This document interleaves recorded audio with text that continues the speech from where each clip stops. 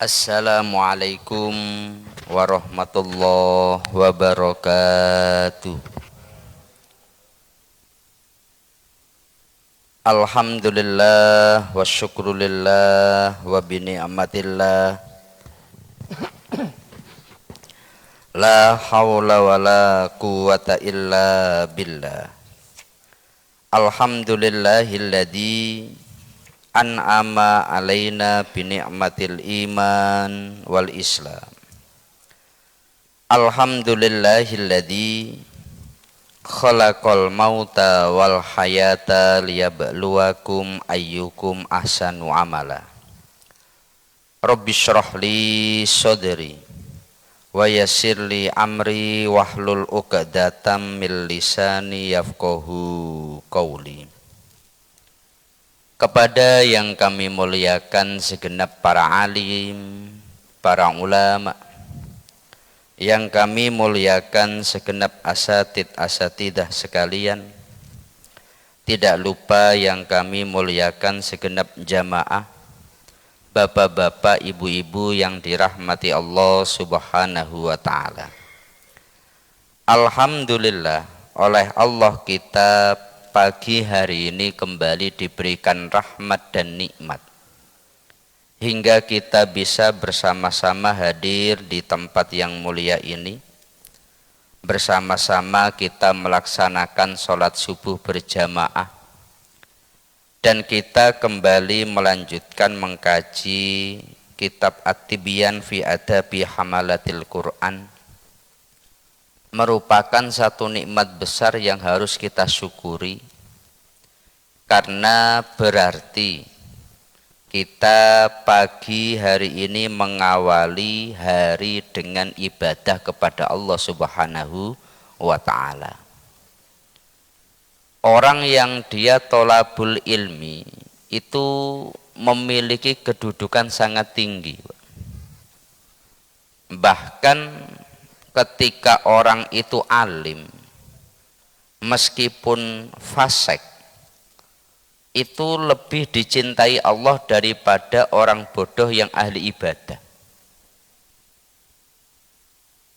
Di dalam kitab Muraqil Ubudiyah karya Syekh Nawawi Al-Bantani, syarah kitab Bidayatul Hidayah, beliau menukil satu hadis, al-alimu habibullahi walau kana fasikon, wal jahilu aduwullahi walau kana abidan. Orang alim itu akan tetap menjadi kekasih Allah meskipun dia itu fasik. Sedangkan orang bodoh itu akan menjadi musuh Allah meskipun ahli ibadah. Saya ulangi, orang alim itu akan tetap menjadi kekasih Allah, dicintai Allah meskipun fasik. Sedangkan orang bodoh itu akan dibenci Allah, menjadi musuh Allah meskipun ahli ibadah. Ini adalah hadis yang menurut saya itu sangat ekstrim, sangat keras. Kok bisa orang alim fasik tapi tetap dicintai Allah, sedangkan orang bodoh dia itu kalau ahli ibadah tetap akan dibenci Allah. Ini sebetulnya alasannya apa? Karena orang kalau dia bodoh itu kadang nggak tahu mana perintah, mana larangan. Bahkan bisa jadi sesuatu yang menurut dia adalah perintah, sesuatu menurut dia adalah ibadah, sebetulnya dalam syariat itu larangan dari Allah Subhanahu wa ta'ala. Enggak tahu aturan. Sedangkan orang alim yang fasik, senakal-nakalnya dia, minimal dia itu tahu aturan. Dia tahu, oh ini diperintahkan Allah, oh ini larangan Allah. Makanya ketika seseorang dia itu tolabul ilmi, menurut Imam Syafi'i, tolabul ilmi afdalu minan nawafil. Orang yang mencari ilmu itu jauh lebih afdol daripada ibadah-ibadah sunnah. Makanya semoga kita oleh Allah diberikan istiqomah untuk terus tolabul ilmi. Amin ya rabbal alamin. Mari kita mulai majelis kita dengan bersama-sama membaca surat Al-Fatihah. Semoga dengan kita membaca Fatihah bersama-sama Allah senantiasa memberikan kita semuanya hidayah, ma'unah, inayah oleh Allah. Semoga kita semuanya senantiasa diberikan rizki yang halal, rizki yang barokah, dan semoga oleh Allah kita ini digolongkan orang-orang yang husnul khotimah ya Allah. Al-Fatihah. A'udzu billahi minasyaitonir rajim. Bismillahirrahmanirrahim. Alhamdulillahi rabbil alamin. Ar-Rahmanir-Rahim. Maliki yaumiddin. Iyyaka na'budu wa iyyaka nasta'in. Ihdinas siratal mustaqim. Siratal ladzina an'amta 'alaihim ghairil maghdubi 'alaihim waladdallin. Amin. Bismillahirrahmanirrahim. Kita melanjutkan pembahasan kita. Sekarang kita melanjutkan ke pasal dianjurkannya membaca surat Yasin di sisi orang yang telah meninggal. Faslun fima yukra'u indal mayyit. Pasal menjelaskan dengan apa yang hendaknya dibaca di sisi orang yang telah meninggal. Qala al-ulama'u min ashabina. Para ulama-ulama dari kalangan kita, yakni di madhab Syafi'i, itu berkata, wa ghairihim, dan selain di ulama-ulama kita itu juga berkata yang sama. Yustahabbu ayyaqra'a indahu Yasin. Disunnahkan, istihab itu sangat disunnahkan. Artinya itu sering sekali dilakukan. Yustahabbu, disunnahkan untuk membaca di sisi orang yang telah meninggal surat Yasin. Jadi kalau ada orang sudah meninggal itu kita disunnahkan membaca Yasin. Li hadisi Ma'qil bin Yasar, karena ada satu hadis riwayat sahabat Ma'qil bin Yasar radhiyallahu anhu. Annan Nabiyya sallallahu alaihi wasallam qala. Sesungguhnya Nabi bersabda, Iqra'u Yasin ala mautakum. Bacakanlah kalian semua Yasin atas orang-orang yang wafat di antara kalian. Rawahu Abu Dawud wan Nasa'i fi amalil yaumi wal lailati wa Ibnu Majah bi isnadin dhaifin. Hadis ini diriwayatkan oleh Imam Abu Dawud, Imam Nasa'i dalam bab amal-amal hari siang malam, dan diriwayatkan oleh Imam Ibnu Majah dengan sanad yang dhaif. Kan kalau mengamalkan hadis dhaif dalam rangka fadhailul a'mal itu diperbolehkan juga. Warawiya Mujalid an Sya'bi qala kanat al-ansaru idha hadaru qara'u indal mayyit suratal Baqarah wa muhalid dhaifun wallahu a'lam. Dan diriwayatkan juga dari Imam Sya'bi atau Imam Syi'bi, para sahabat itu ketika hadir di sisi orang yang wafat tidak hanya Yasin, bahkan ada yang membaca surat Al-Baqarah. Makanya dalam hal ini alhamdulillah di masyarakat kita itu kalau ada orang wafat itu meskipun kadang kita nggak tahu dalilnya, sudah menjadi amalan kita yang kita bacakan ya Yasin. Sekarang kita tinggal mengkaji secara dalilnya. Amalan yang sudah kita lakukan itu sebetulnya aturannya bagaimana, dasarnya apa. Bahwasanya surat Yasin itu memiliki kedudukan sangat tinggi. Yasin itu disebut qalbul Quran, jiwanya Al-Quran, hatinya Quran. Maka Yasin ini memiliki kedudukan spesial. Di dalam tafsir Ibnu Katsir ketika muqaddimah Yasin itu bahkan beliau menukil pendapat daripada para ulama. Artinya para ulama yang dicatat oleh Ibnu Katsir itu telah bersaksi, telah membuktikan kalau ada perkara sulit, bacakanlah Yasin. Saya ulangi, kalau ada perkara sulit, bacakanlah Yasin. Karena Yasin ini akan mampu membuat mudah perkara yang sulit. Sebagaimana ada orang dia itu wafat, dia itu sakaratul mautnya lama nggak wafat, dibacakan Yasin maka akan mendapatkan kemudahan dalam wafatnya. Yasin itu memudahkan perkara yang sulit. Makanya kalau kita memiliki hajat, kok kita itu merasa hajat kita sulit terwujud, dikabulkan. Kalau menurut para ulama, bila kita mau membaca Yasin, Allah akan memudahkan sesuatu yang sulit tersebut. Ini menurut Imam Ibnu Katsir ketika menjelaskan muqaddimah surat Yasin. Tidak hanya itu, bahkan kalau di dalam kitab At-Tibyan ini dikatakan yustahabbu, disunnahkan.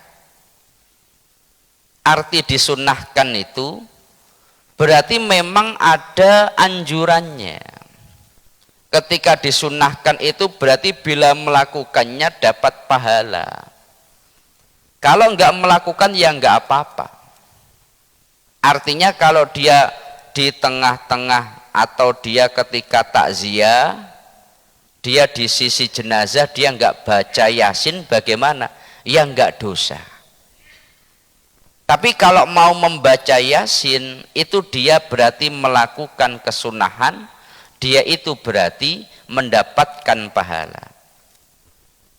Bila seseorang dia itu berada di sisi orang yang wafat, disunnahkan untuk membaca Yasin. Masya Allah itu, Yasin ini memang spesial sekali. Dari semua Yasin, surat Yasin itu kan semuanya makiyah. Awal sampai akhir makiyah. Turun ketika Nabi masih di Mekah belum hijrah, kecuali satu ayat saja. Dalam hal ini ada banyak sejarah kaitan Yasin itu. Contoh ketika Nabi masih di Mekah itu. Kan orang ketika sholat, posisi sholat yang paling rentan untuk diserang itu saat orang sujud. Ya, saat orang sujud. Karena kita meletakkan anggota kita yang paling mulia, yakni kepala itu di tanah. Seandainya kita sujud ada orang nginjak kepala kita, kita bisa menghindar apa enggak? Enggak bisa menghindar. Kalau kita sujud ada orang mau nimpa batu ke kepala kita, kira-kira kita bisa enggak menghindar? Enggak bisa. Pada saat Nabi Muhammad sholat, itu orang-orang kafir membuat sebuah kesepakatan. Ayo ketika Muhammad sholat, kita hantam kepalanya dengan batu. Ada Abu Jahal, ada Walid bin Mughirah dan teman-temannya. Mereka sepakat. Maka ketika melihat Nabi Muhammad sholat, yang pertama maju itu Abu Jahal. Biar aku yang menghantam kepalanya dengan batu. Maka Abu Jahal itu ngambil batu besar, melihat Nabi Muhammad sholat, melihat Nabi Muhammad sujud, langsung datang mau menghantam kepala Nabi Muhammad. Tapi kemudian Allah itu memberikan perlindungan kepada Nabi. Saat Abu Jahal mau menghantam Nabi dengan batu besar, tiba-tiba itu batu nggak bisa dilepaskan dari tangannya. tiba-tiba tangannya nggak bisa digerakkan, cuma bisanya gini-gini aja, Pak. Jadi dia itu batu nggak bisa lepas. Kalau umpamanya batu nggak bisa lepas tapi tangan bisa digerakkan, tinggal dipukulkan. Dalam riwayat itu batu nggak bisa lepas, tangan nggak bisa gerak. Jadi cuma gini-gini aja. Sampai lama dia berusaha menghantam Nabi itu, ternyata nggak bisa. Akhirnya mundur dia. Sudah tahu Allah melindungi Nabi Muhammad, tapi dia membuat fitnah. Wah, Muhammad dia tukang sihir dia. Akhirnya dia gagal, dia ngomong ke teman-temannya. Maju orang kedua namanya Walid. Walid bin Mughirah. Walid yang bukan film bid'ah itu bukan. Jadi kalau itu Walid nak Dewi boleh itu bukan. Ini Walid bin Mughirah, bapaknya Khalid bin Walid. Jadi memang Khalid bin Walid itu orang tuanya termasuk musuh bebuyutan Nabi Muhammad. Walid bin Mughirah itu dia udah Abu Jahal biar saya yang melakukannya. Mengambil batu besar, mendatangi Nabi. Ketika Nabi ruku, kan Nabi sujud, Nabi kan sujudnya lama. Saat dia mendatangi Nabi, tiba-tiba itu dalam pandangannya Nabi nggak tampak. Dia tuh nyari-nyari Nabi itu nggak tampak, muter-muter nyari Nabi Muhammad nggak ketemu. Sampai lama, sampai capek. Padahal tahu Nabi di sana, Nabi sedang sujud, Nabi sedang sholat, nggak kemana-mana. Tapi dicari nggak ketemu. Akhirnya langsung setelah capek, putus asa, dia kembali ke teman-temannya. Iya betul, Muhammad tukang sihir. Akhirnya teman-temannya yang terakhir itu maju. Ketika mau mendatangi Nabi Muhammad itu, dalam pandangan mereka Nabi Muhammad dikawal oleh dua makhluk, yakni malaikat Jibril, malaikat Mikail itu. Dua makhluk ini betul-betul menjaga Nabi, bahkan seperti hewan buas kalau mau mendekat pasti akan diserang oleh hewan buas itu. Setelah kejadian itu Allah menurunkan ayat dalam surat Yasin. Wa ja'alna min baini aydihim sadda wa min khalfihim sadda fa arsaynahum fahum la yubshirun. Jadi surat Yasin itu memang memiliki sejarah yang sangat luar biasa, terutama dakwah Nabi Muhammad sallallahu alaihi wasallam. Makanya Rasulullah itu beliau kalau dalam hadis pingin setiap umatnya di hatinya ada surat Yasin. Karena Al-Quran, karena Yasin ini adalah hatinya Al-Quran, setiap umat Islam pingin di hatinya oleh Rasulullah, pingin di hati umat Islam itu ada Yasin. Makanya kita itu salah satu kesunahannya bila ada orang wafat kita membacakan ya Yasin. Ini ada banyak riwayat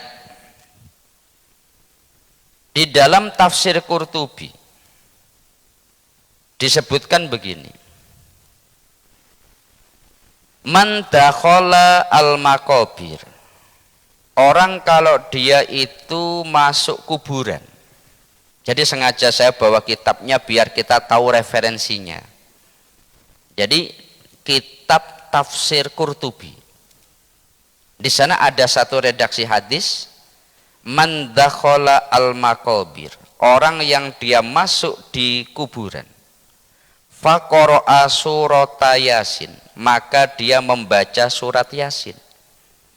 Khaffafallahu anhum yauma idin, maka Allah akan memberikan keringanan kepada mereka ahli kubur pada hari itu. Wa kana lahu bi adadi hurufiha hasanatun, dan dalam Yasin itu setiap bilangan hurufnya itu ada kebaikan. Kenapa di masyarakat kita kalau hadir di kuburan itu yang dibaca Yasin, ya?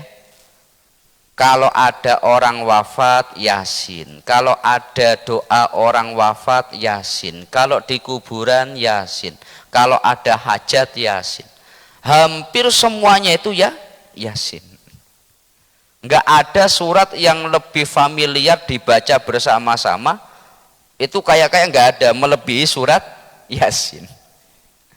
Umpamanya kita tahu keutamaan Waqiah, keutamaan Ar-Rahman, tapi umpamanya jamaah dibaca bersama-sama bacaan Waqiah, itu jamaah bisa bingung. Apalagi yang bacaannya belum lancar, itu kasihan itu. Tapi kalau diajak baca Yasin, semua orang itu insya Allah sudah familiar. Ya karena memang ada banyak redaksi hadis kaitan dengan bacaan Yasin di amalan-amalan tertentu. Contoh, kalau kita ke makom, ke kuburan, kita itu hendaknya membaca Yasin. Ada satu hadis itu dari kitab Ittihafus Sadah. Ittihafus Sadah ini merupakan kitab syarah Ihya Ulumuddin. Jadi kitab Ihya Ulumuddin itu kan merupakan kitab yang oleh semua umat Islam itu diterima sebagai kitab panduan akhlak. Satu kitab yang mampu mengkomparasikan antara akhlak dan syariat, antara tasawuf dan fikih. Itu kitab yang sangat fenomenal. Kenapa? Rata-rata orang kalau dia fikih murni, kadangkala ini kering dengan tasawuf. Orang kalau dia tasawuf murni kadangkala menabrak fikih. Masalah kita itu seringkali di sana, Pak.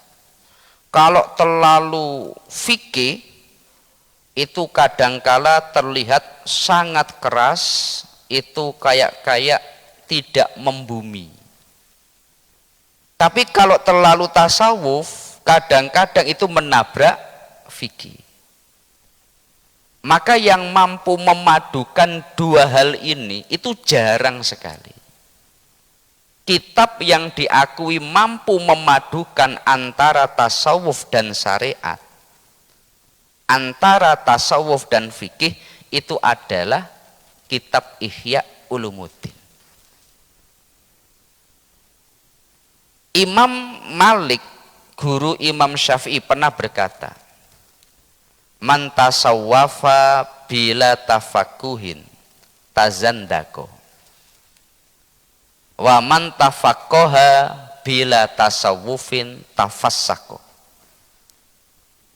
wa man jama'a bainahuma faqad tahaqqaqa.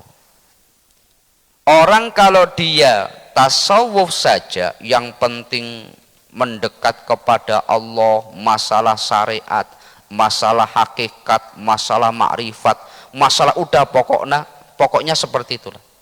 Itu kadang orang seperti ini, dia itu keluar dari aturan, masuk kategori zindik. Bahaya.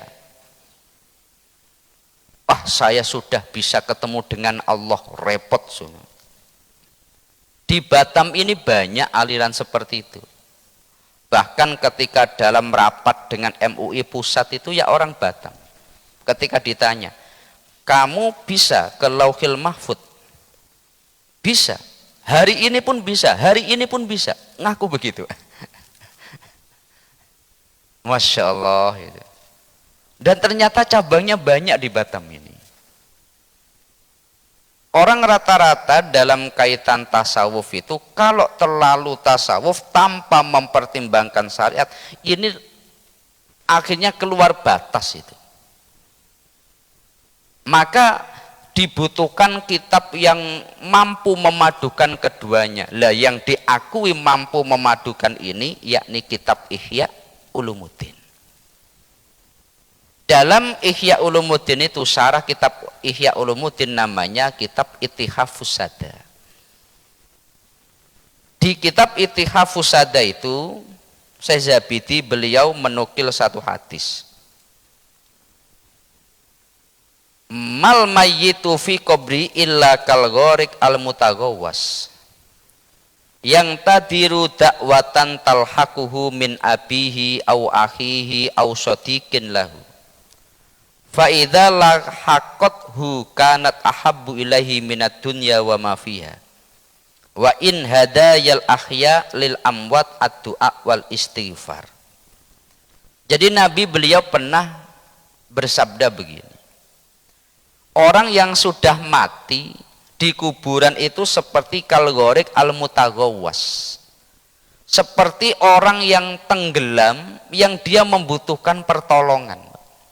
Jadi kita kalau umpamanya jatuh di tengah-tengah lautan, kita itu berenang, maka yang kita cari pertolongan. Seperti itulah gambaran orang yang wafat. Kalgorik orang yang tenggelam, mutaghawwas yang mencari, mutaghawwis yang mencari pertolongan. Maka yang tadiru dakwatan talhaquhu min abihi au akhihi au sadiqin lahu. Dia itu terus menunggu datangnya pertolongan, datangnya doa dari orang tuanya, dari saudaranya, dari teman-temannya.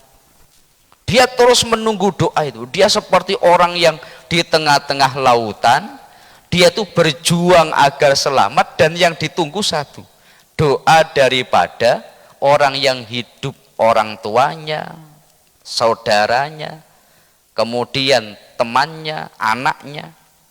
Fa idza lahaqathu kanat ahabbu ilaihi minad dunya wa ma fiha. Kalau sudah dapat doa itu lebih menyenangkan dia daripada diberikan dunia. Ya contoh orang tenggelam, orang yang dia di tengah lautan, katakanlah dia itu berjuang untuk hidup. Anda kasih pelampung dengan Anda kasih emas, lebih senang mana? Pelampung, Pak. Meskipun kasih emas 1 kilo, dia nggak tertarik gitu. Iya kan? Nggak bisa emasnya dulu ini, mati dia. Yang menyenangkan dia kalau ada doa, dikasih dunia seisinya nggak pingin, karena dia dalam posisi yang diinginkan hanya doa. Makanya ketika dia mendapatkan doa daripada orang yang hidup, ahabbu ilaihi, membuat dia lebih senang minad dunya wa ma fiha, daripada diberi dunia dan seisinya. Wa inna hadayal ahya lil amwat, dan sesungguhnya hadiah orang yang hidup kepada mereka orang yang sudah wafat itu dengan doa dan istighfar. Yasin itu bagian dalam hal ini. Kalau kita itu umpamanya ada orang tua kita sudah wafat, kita mau membacakan Yasin hari Jumat, kita baca Yasin. Kita khususkan untuk orang tua kita, guru-guru kita, saudara kita, leluhur kita. Menurut Imam Nawawi itu ijma ulama ijma. Sampainya Quran kepada mereka yang sudah wafat itu ijma. Kalau menurut Imam Nawawi, berdasarkan sodakoh itu ijma sampai kepada mereka yang wafat, sebagaimana itu bacaan kita yang hidup kepada mereka yang wafat. Makanya dalam hal ini disunnahkan kalau ada orang wafat, bacaan kita di samping dia, atau kalau ada orang yang wafat kita disunnahkan membaca apa? Kita disunnahkan membaca Yasin.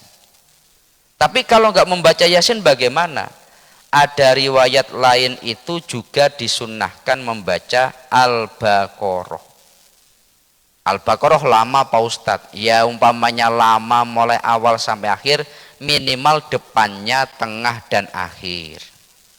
Makanya ulama kita itu alif lam mim dzalikal kitabul la raiba fihi hudal lil muttaqin awal, kemudian wa ilahukum ilahu wahid, kemudian ayat kursi tengah, kemudian akhirnya lillahi ma fis samawati wa ma fil ard akhir. Minimal diambil ujung, tengah, akhir. Kalau dibaca penuh bagaimana? Boleh. Ya Pak ya. Saya ingin baca Al-Baqarah biar nggak meloncat-loncat langsung awal sampai akhir. Boleh, silahkan. Jelas ya? Seperti itu. Nah ini mungkin materi kita dalam kesempatan pagi hari ini. Sebelum kami lanjut, mungkin dari para jamaah ada yang ingin ditanyakan atau disampaikan, kami persilahkan. Izin Pak Ustadz. Ya boleh. Izin bertanya. Assalamualaikum warahmatullahi wabarakatuh. Waalaikumsalam warahmatullahi wabarakatuh. Materi tentangnya surat Yasin pagi hari ini saya sangat tertarik Pak Ustadz. Pertanyaannya yang pertama, ketika kita membaca surat Yasin pas tajiyah itu waktunya bagusnya kapan Pak Ustadz? Karena saya pernah mendengar katanya kalau belum dimandikan jenazahnya jangan baca Yasin dulu. Tapi kebanyakan saya lihat begitu datang juga langsung membaca surat Yasin meskipun jenazah belum dimandikan. Ya.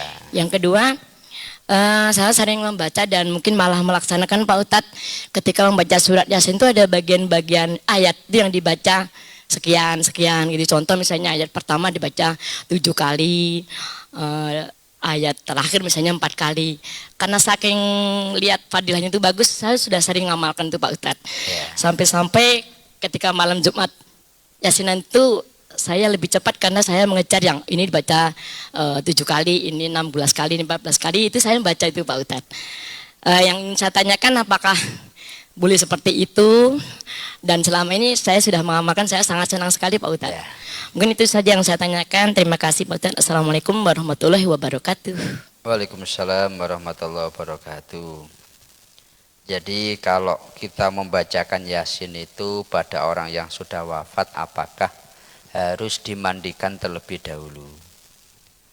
Pada dasarnya Yasin ini bahkan sebelum wafat dalam proses sakaratul maut kita itu disunnahkan membaca Yasin. Katakanlah dia itu sudah wafat sakit menjelang wafat, kita sudah disunahkan membaca Yasin agar memudahkan proses keluarnya ruh dalam dirinya. Kalau sudah wafat bagaimana? Juga disunahkan membaca Yasin. Kalau belum dimandikan bagaimana?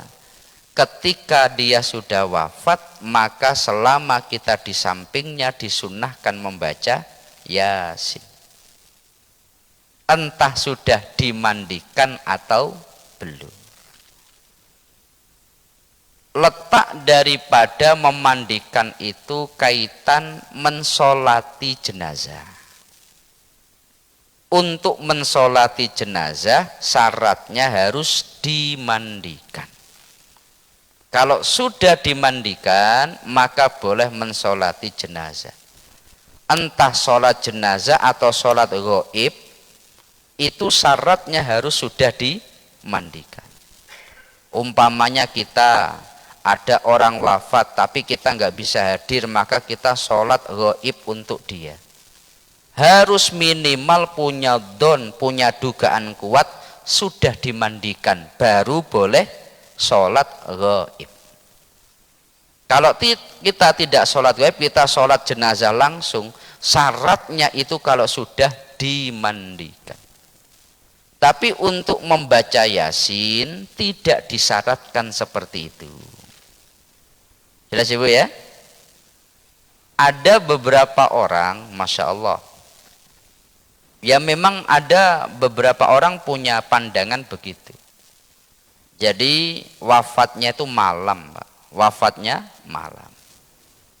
Enggak memungkinkan dimandikan saat itu. Memandikannya besok.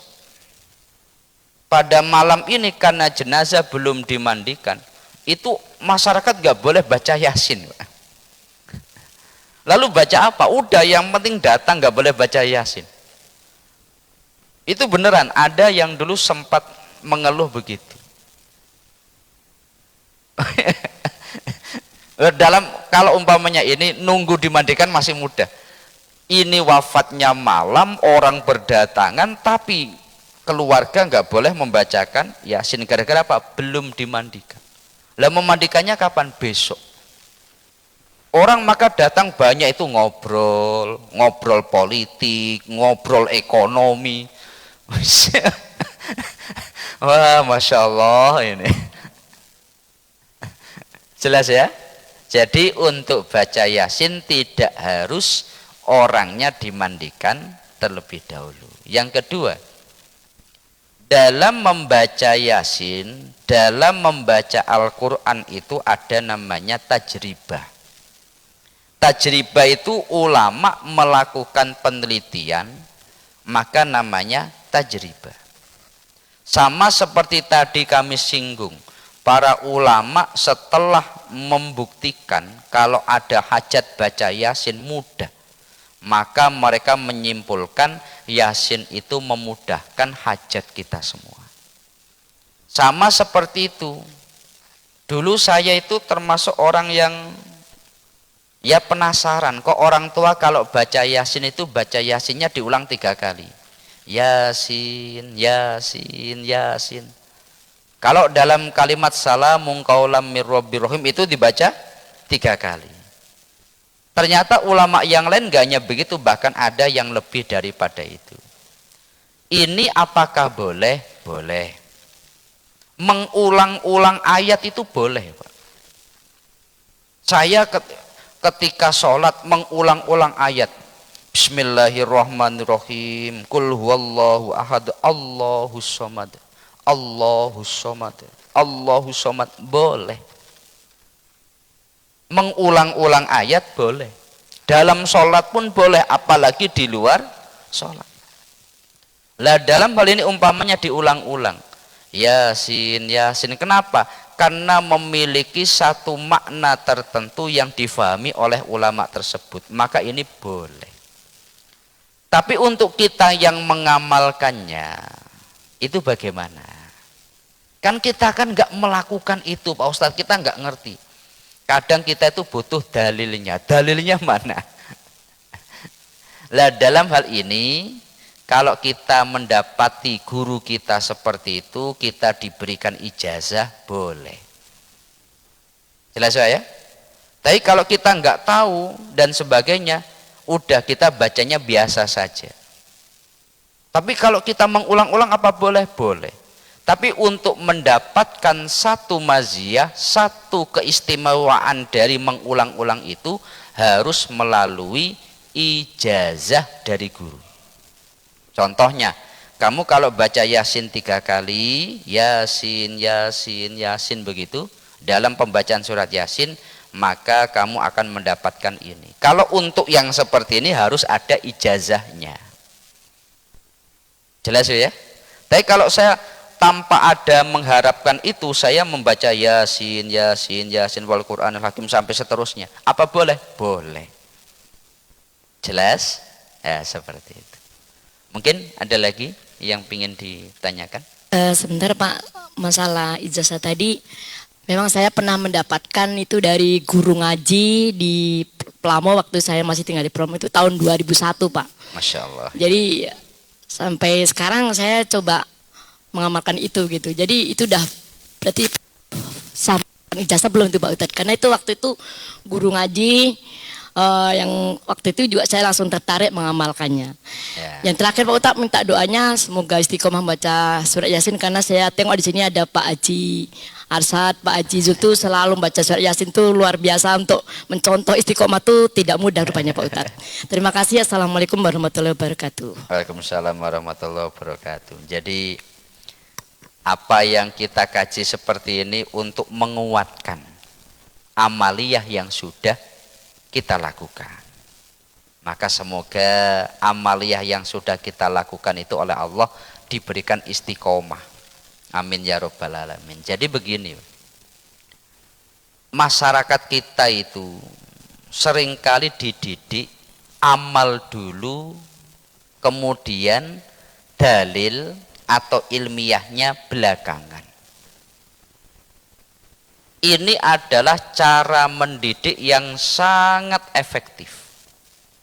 Contoh, kita di TPG, kita di madrasah, kita itu diajari tata cara sholat mulai awal sampai akhir, bahkan niat itu diajari. Niat dengan cara niat paling komplit. Usolli fardhu dhuhri arba'a rakaati mustaqbilal kiblati adaan ma'muman lillahi ta'ala Allahu Akbar. Itu termasuk niat paling komplit tuh.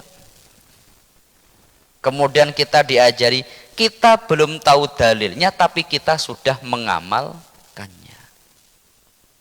Karena para ulama itu ngerti, Pak, kalau orang untuk mengamalkan harus tahu dalil dulu. Kapan selesainya sholat kita? Nunggu takbir, lihat Sahih Bukhari, takbirnya Nabi seperti apa. Terus kapan sholatnya?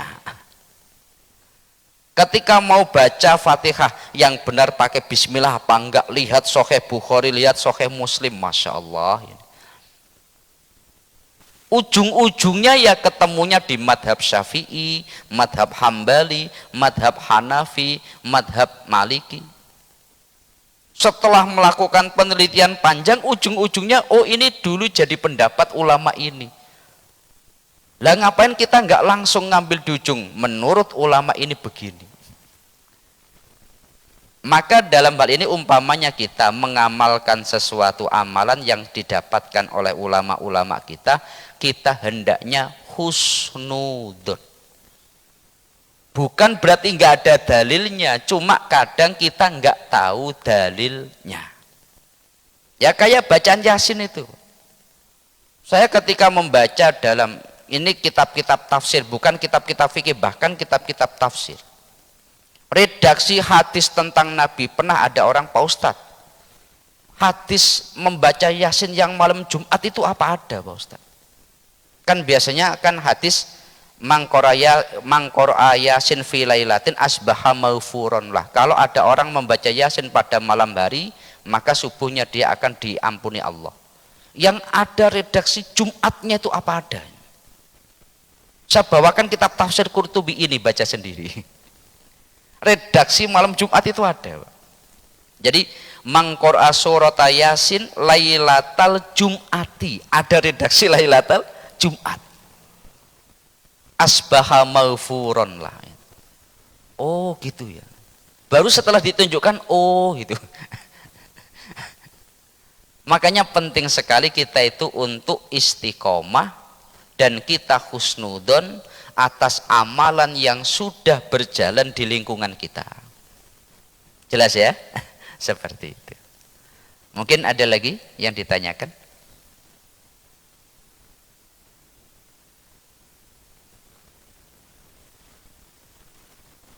Tidak ada? Sebagai penutup, ada satu redaksi hadis yang ini di dalam kitab Jami'us Shaghir karya Syekh Jalaluddin As-Suyuti. Yang ini kalau di dalam kitab Faidul Qadir karya Syekh Munawi itu, ya ulama ada yang menganggap hadis ini dhaif, ada yang menganggap hadis ini di luar itu. Tetapi ada satu redaksi hadis begini. Manzaro qabro walidayhi kulla jum'atin faqara'a indaha au indahu yasin ghufira lahu bi adadi kulli ayatin au harf au harfihi.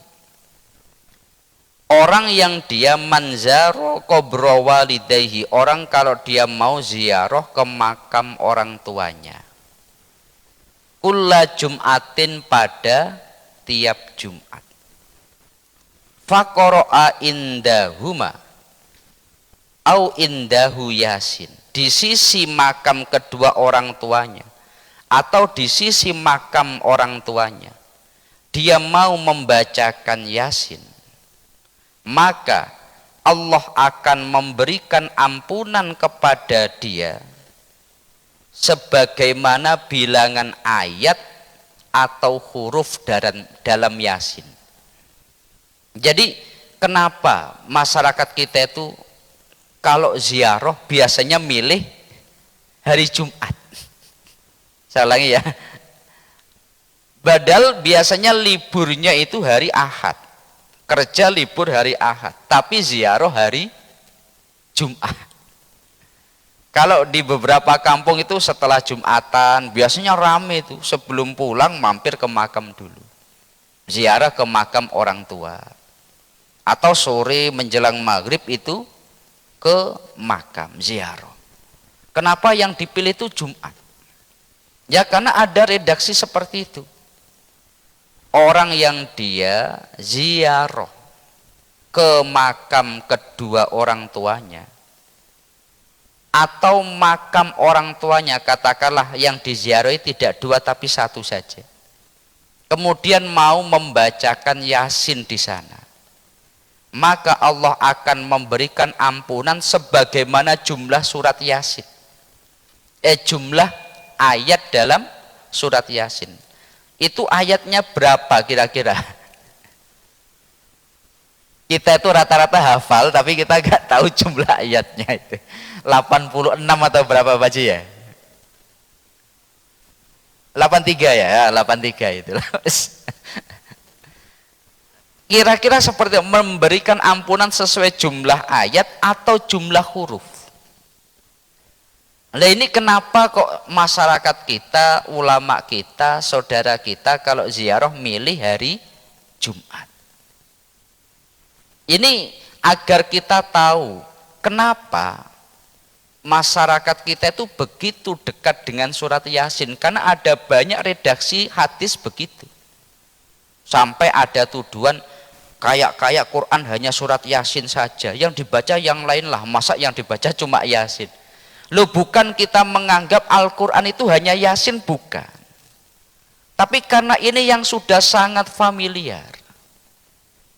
Orang kalau dia Masya Allah ziarah baca Yasin, kirim doa baca Yasin, hajat baca Yasin, malam Jumat baca Yasin, udah Yasin terus. Kalau saya baca Al-Baqarah apa boleh? Boleh, silahkan. Tapi biasanya masyarakat kita membaca Yasin. Apakah ada dasarnya? Ada. Apakah ada dalilnya? Ada. Apakah ulama ada yang mengamalkannya? Ada. Jelas ya Pak ya? Nah disinilah pentingnya kita untuk terus tolabul ilmi. Maka semoga kita semuanya oleh Allah senantiasa diistiqomahkan dalam kita melakukan amalan-amalan yang itu diajarkan oleh guru-guru kita, ulama-ulama kita semuanya. Al-Fatihah. A'udzubillahi minasyaitonirrajim. Bismillahirrahmanirrahim. Alhamdulillahirabbil alamin arrahmanirrahim maliki yaumiddin. Iyyaka na'budu wa iyyaka nasta'in ihdinas siratal mustaqim siratal ladzina an'amta 'alaihim ghairil maghdubi 'alaihim waladdallin. Amin. Kurang lebihnya dari kami mohon maaf. Wallahul muwaffiq ila aqwamit thoriq. Wassalamualaikum warahmatullahi wabarakatuh.